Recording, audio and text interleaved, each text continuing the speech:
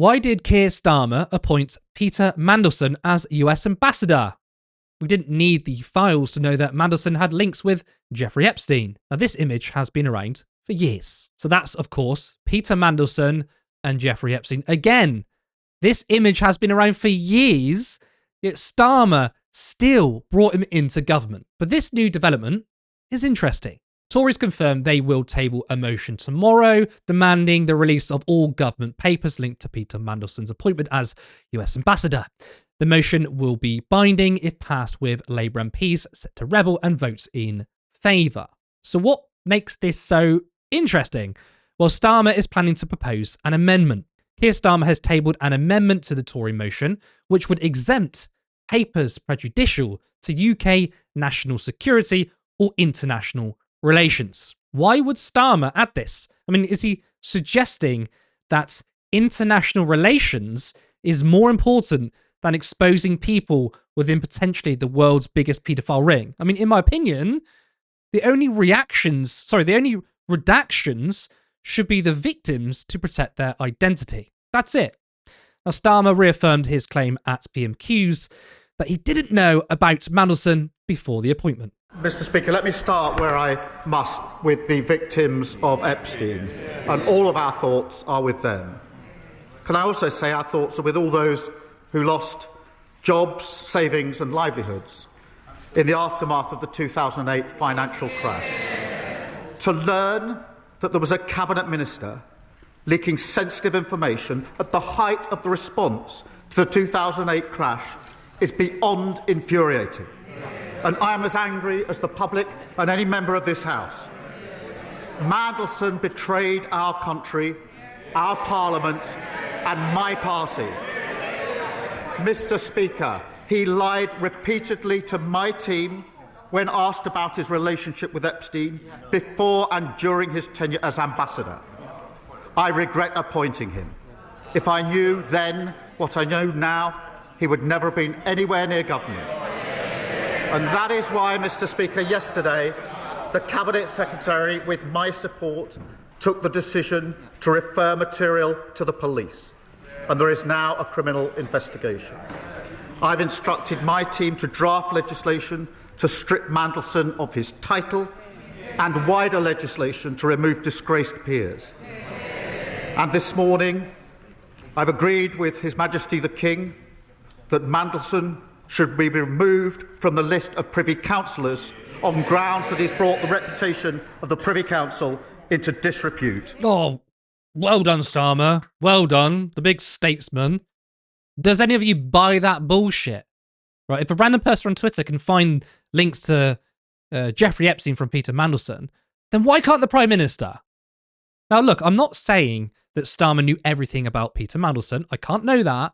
But given that his links with Epstein were publicly known for a long time, if I was Keir Starmer, I wouldn't have had him anywhere near the government. And this amendment, I mean, from Starmer is also, frankly, very, very strange. But it's not just Keir Starmer. It's the whole new intake of Labour MPs. A whistleblower dropped this bombshell. Disgraced peer Peter Mandelson was directly involved in helping Morgan McSweeney select Labour parliamentary candidates ahead of the 2024 general election, a party whistleblower told the iPaper. The Labour source revealed how Mandelson helped to identify potential candidates who were seen as too left-wing to run the party.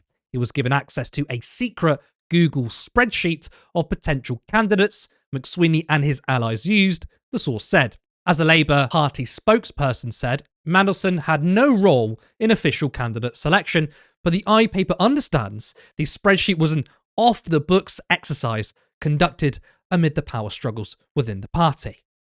The document was off the books and not officially used by party staff involved in candidate selection, because even though Sir Keir Starmer had taken over the Labour leadership in 2020, some Labour staff remained loyal to his far-left predecessor, Jeremy Corbyn. High quality candidate update. Can you believe it? We had Labour MPs, John McDonnell, Apsana Begum, who was given the boot, at least temporarily, when they voted against the two-child benefit cap. I mean, they've literally just voted to abolish it now. But a year ago, you weren't good enough to be a Labour MP. Diane Abbott's been suspended twice. once for talking about the hierarchy of racism. We've had a litany of brilliant people within the Labour Party kicked out. We've had Faiza Shaheen blocked from standing, right? Because, these are not high-quality candidates. But Peter Mandelson, the Prince of Darkness, who goes belt shopping with Jeffrey Epstein, well, he can get his greedy hands all over the Labour pick. I mean, it's the Labour Party of 2024 and the new intake of MPs must be the worst intake there ever was. Just briefcase Labourites with Starmer's sort of droid face all over them. It's really pathetic. Harriet, surely, Keir Starmer, along with Morgan McSweeney, has to resign. I'm praying for it, Curtis. I pray every night. I'm like, they're going to resign. But they absolutely should. Yeah. And as I said before, if all things were fair and this was a normal world and a normal island, they would be doing so now. Unfortunately, I think they're all going to cling on. Apparently, there is a lot of anger in the Labour Party, particularly towards McSweeney, and MPs are briefing that maybe he needs to be thrown overboard to save Starmer, or their anger will grow further. Watch this space to see what happens next. I mean, the fact that market-sensitive information was leaked by Mandelson from the highest levels of government, and that he was lobbying on behalf of Epstein to get the law changed, to get government policy changed on bankers' bonuses in the aftermath of the 2008 financial crisis. I mean, I feel like this is a definition, it at least fits a loose definition of treason, if not corruption. Like, he's working against the interests of the British state there. What they did in terms of like trying to cap the amount of bonus money that bankers could get after the 2008 financial crisis was to stop bankers enriching themselves after the public had paid, the taxpayer had funded their bailout. And Epstein didn't like that. And he was asking Peter Mandelson, can you get this changed for me? And Mandelson was like, I'm really working on it. And that's according to the latest files drop. I mean, this is stuff that hasn't really 100% changed. If we're talking about things that feel quite corrupt, I mean, last year it was, last spring, we had Starmer visiting Palantir in Washington, D.C. with Mandelson. That visit was organised by the embassy with Peter Mandelson as the UK ambassador to the US. For people who don't know, Palantir is a terrifying spy tech firm with links to war crimes in Gaza and mass deportations in the US. Starmer went there with Mandelson to have a nice little meeting with this firm, and there's no record of what they talked about. Mandelson set it up. We don't know what conversations occurred. And obviously, Palantir has a very, very controversial £330 million NHS data contract. And these are all things that need looking at. And if journalists are doing their job properly, they need to be holding people to account on all of these things. Now, Downing Street's really trying to distance itself, right, from Mandelson. They're saying Peter Mandelson lied to the Prime Minister. They keep using the word lied now. He presented Epstein as someone he barely knew. If you barely knew him, why did he go stay in his townhouse? Like that was public record. That was in the public domain before Mandelson was appointed. Thanks, I think, to the FT, by the way, who've been quite tireless on Epstein. Why did he stay in Epstein's home post-conviction, in the home of a convicted child sex offender? So, yeah, we know now that as of 7 o'clock, MPs have voted to share the papers relating to Mandelson's appointment, which are now being called the Mandelson files, which, Jesus Christ. But that will be referred to the Intelligence and Security Committee, which Corbyn has said he's really not happy about, because there are big questions to be answered about how impartial that Intelligence and Security Committee is, and how many people on there are like Starmerite cronies.